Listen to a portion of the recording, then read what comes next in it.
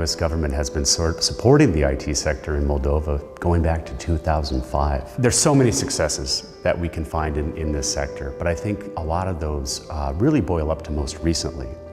If you look at the numbers associated with the IT sector in Moldova, they're nothing but staggering.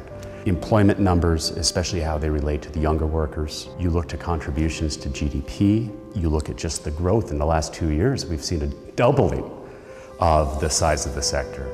Exports are right up to almost 5% of overall exports, just staggering numbers. And I think it says a lot as Moldova moves forward on its further development of the IT sector, that we can see even similar growth, as well as more impressive numbers around the corner.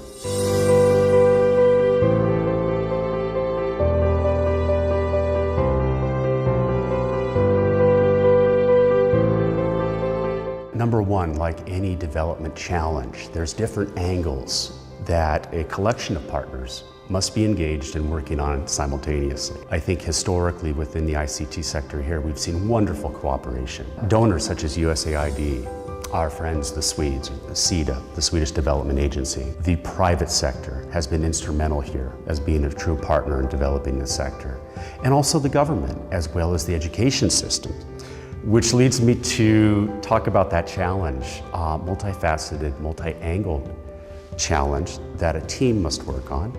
And I think two sides of the equation here, what I like to call supply and demand. Demand being the employer looking for a supply of talent, supply being a group of talent looking for those skills that will position them in the future for the jobs of tomorrow. I think that we work on fostering the regulatory environment here that makes it so much more attractive for more businesses or more demand to want to come into Moldova.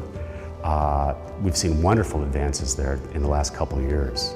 Virtual IT park, the visa-free travel for foreign IT workers, the flat tax, incredible advancements, and I think you see the interest globally looking at Moldova as operations begin to seriously contemplate setting up business right here in Moldova. So I think USAID for sure will continue our support of the education system here, identifying areas for opportunity where we can bolster up capacity through the implementation of innovative technologies. We've done that before with our robotics program.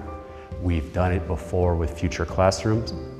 And we're being great here together with the government of Moldova and the university system right here at Techwell is a prime example of our devotion, our dedication, working as a team once again in providing a platform for learning these skills that are going to be so vital for tomorrow's workforce.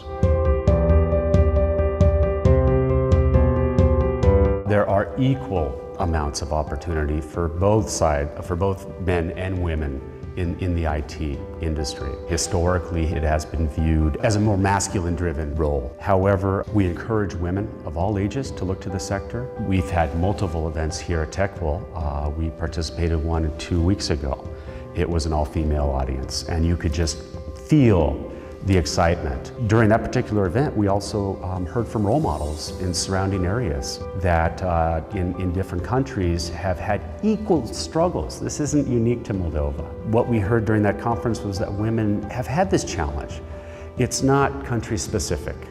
It's not language specific. As we all evolve in the workforce, I think that we're going to see more women participation, but we also have to look for and hear those stories from women and what they've done. There's plenty of examples in Moldova. We can look here at home too. If you look at the leadership here at Techwell, leadership at the ICT Industry Association, there are some serious movers and shakers out here, and they happen to be women. I think the opportunity is there. When you talk to industry leadership here in Moldova, they think the opportunity is here. As the tech model says, let's be great together. I believe in that. But to get there, to think big and dream big, to get there, we have to retain the partnership model. Not just the donors, but the private sector is key. Coming to the table, they're the experts in the room, right?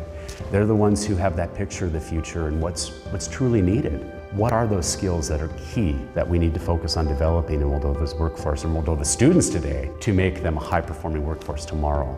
Government also has to come to the table. It's been a wonderful partner in this project as well as the university. I think that those key individuals, key groups definitely have to remain engaged and to keep pushing on this sector and celebrating the growth, but not giving up the push because there's a ton of opportunity out there.